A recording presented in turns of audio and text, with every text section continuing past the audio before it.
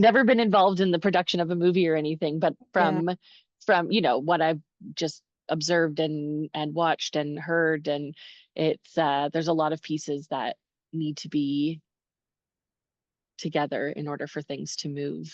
smoothly. And I'm assuming you had to carry a lot of those pieces or make sure that they all ran smoothly. Make sure that they all ran smoothly is closer to the truth. I certainly couldn't do more. As a matter of fact, there were several um, tasks that I was involved with throughout that you would probably qualify more under the category of producer tasks than director tasks. Mm, As it got closer, I had to delegate those to the actual producers um, right, who did such a good job.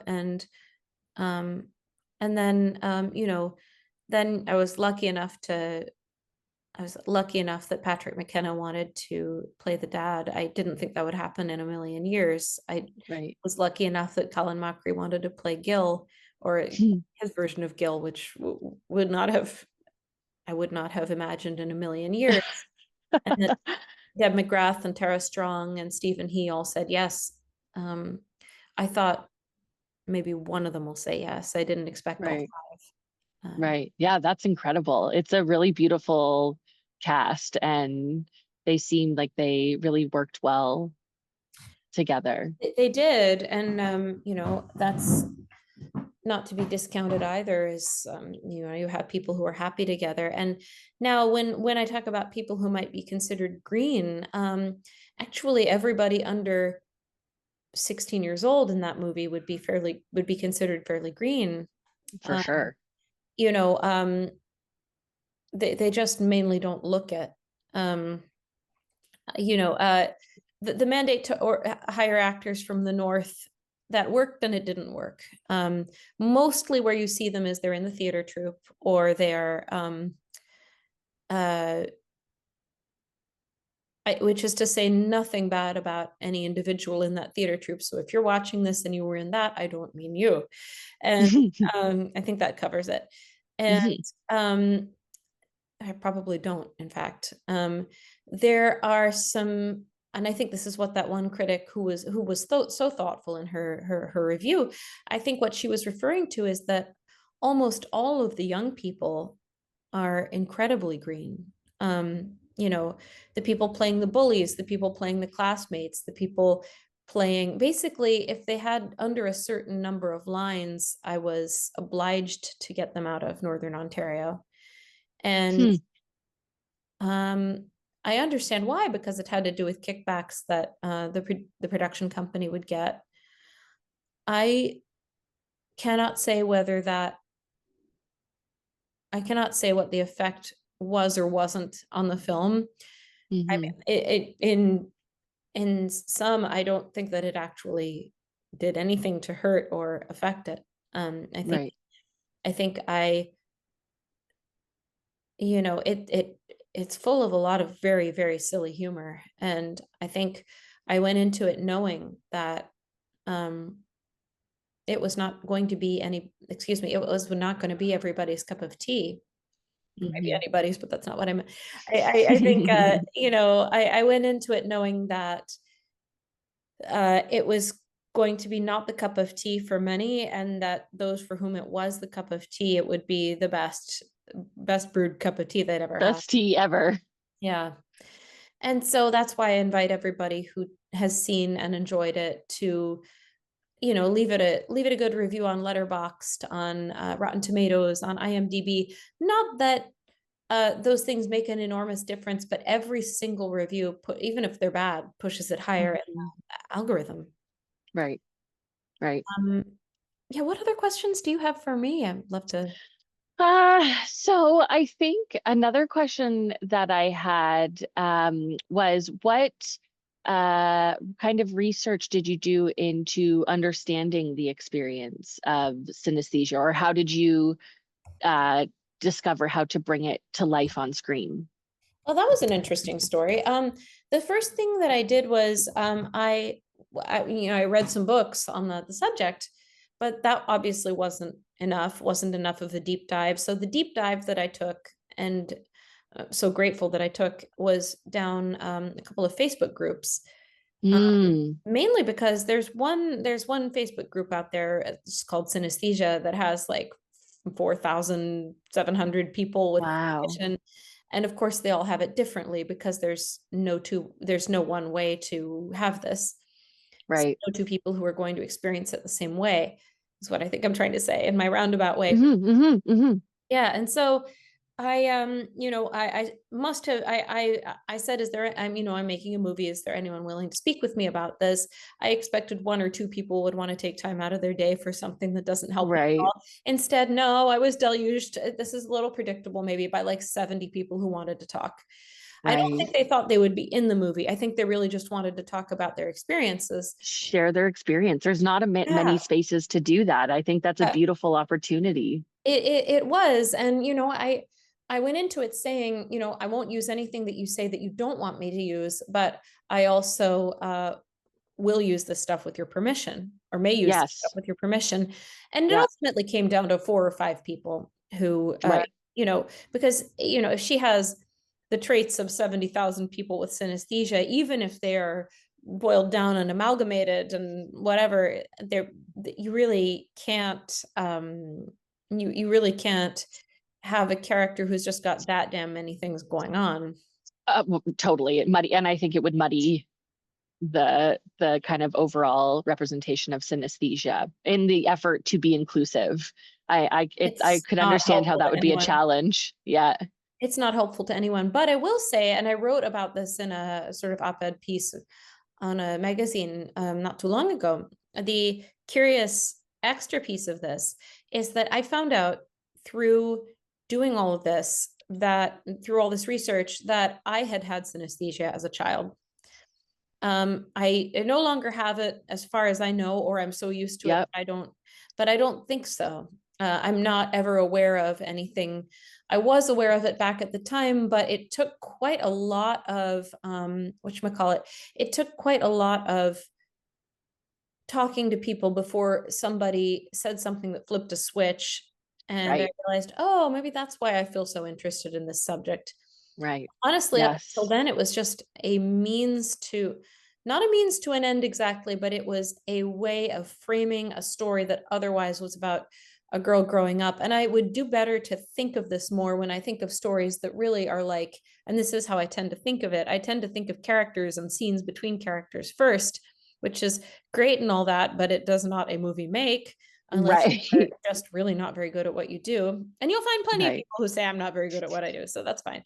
But I actually do care about doing the best I can. And um, you'd be hard to find a director who did not have a million people Agreed. saying about it. Agreed. Everybody. I Mm-hmm. mean, everybody Mm-hmm. from Anyone. Scorsese on, Christopher Nolan on down. You have people saying the same thing. Oh, he's a hack. Yeah, a hack It, all the way to the bank.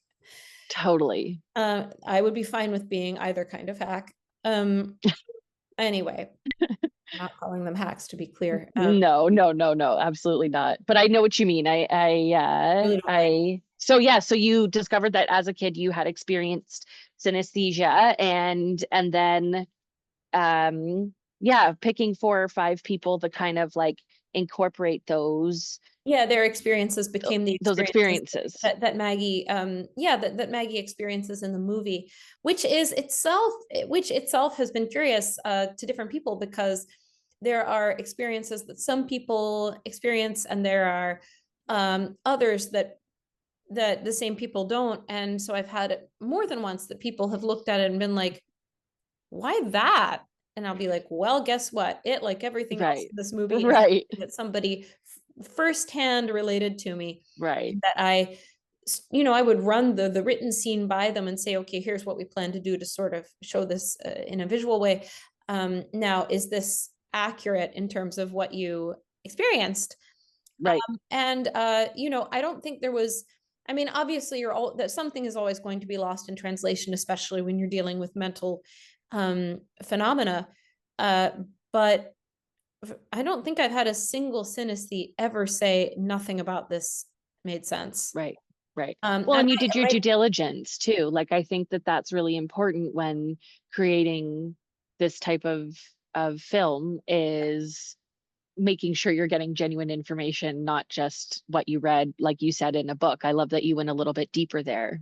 Well, reading the books wasn't, they were primary sources sort of, but they weren't they, and you can read, Oliver Sacks' account of talking to somebody with synesthesia, or the primer from MIT Press by Richard Sedovich that has to do with synesthesia.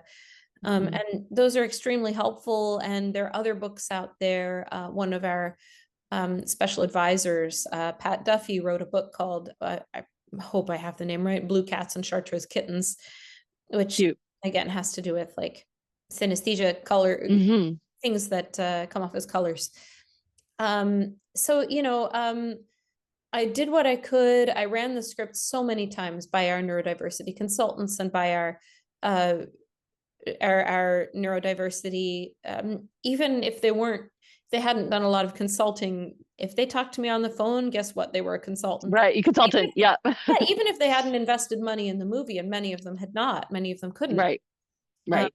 and so, yeah, this, the way I would sum up this film is that it is a film for everybody. People get, and I'm smarting over this still, people sort of all the middlemen that I've mentioned previously in the call, they seem to still be stuck on the idea that it's for little children because I had one acquaintance tell me she turned it off after the first 10 seconds because the credits were in babyish handwriting. And Wow.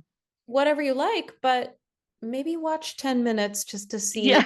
A, what happens next, B, maybe there's a reason that the credits are in babyish, so to speak, handwriting. Right. They look like the credits from Matilda, also not a baby film, and I would argue younger skewing than Magnetosphere. Because And still, yep. and still that's a parent's film. That's not a kid's film. Yeah. Oh my God. That was my favorite, one of my favorite movies growing up, and the book. Yeah. And like I read a whole bunch of Roald Dahl, and like Yeah. Matilda was one of my childhood like favorite characters. And I agree, it's also an adult movie. Like it's I Or think people really like to simplify fit things, well, and that's okay. That's, sometimes we have to, but it is and it isn't okay. Yeah, I so here's the weird deal. I started as my prior feature did pretty well on the film festival circuit, actually better than this one, despite the fact that um, it is, what is the word I'm looking for? Objectively not as good. mm, mm, Um, and I started wondering what was happening, and then I started hearing, the thing I said about how the acquaintance I knew turned it off after 10 mhm, seconds. mhm. I started hearing from film festival directors that were friends of mine, two or three. So it started to become over and over that, oh, we love this, it's great, but we can't get anybody in for a kiddie matinee. And it's a kiddie movie. We can't get anybody in. It was like, did you Hmm. watch long enough to see her sexual awakening, or am I Right. just imagining things? And did you watch long Like, enough for Colin Mockery to basically proposition himself to the dad, or am I imagining things? Um, you know, I love it. it does it's a mix of things. It's a film that doesn't really exclude children, because even the faintly dirtier parts are, they're really just silly. And yes, a couple Right. of S-bombs, which believe me, nobody heard because they're toward the end of the film. Um, there were a couple film festivals that saw it. I can't prove who saw it and who didn't, but I started to hear things that let me know people were not watching it. Right. I mean, it was concrete evidence that they were not watching it, but that I had paid for them to. And I'm Mm, still angry about that. What I do know is that a couple of folks, and this continued with, I think our sales agent watched it. I think our distributor watched it. I think, whatever, but I know that mostly and mainly people, it's an open secret that people don't watch anything unless it has who's bankable in this movie? You have Scarlett Johansson and, I don't know, Sydney Sweeney. I don't know. Then we'll fund it. whoever. It Yeah. doesn't matter what the shit it is. It's just fund Right. it. And it it's wrong.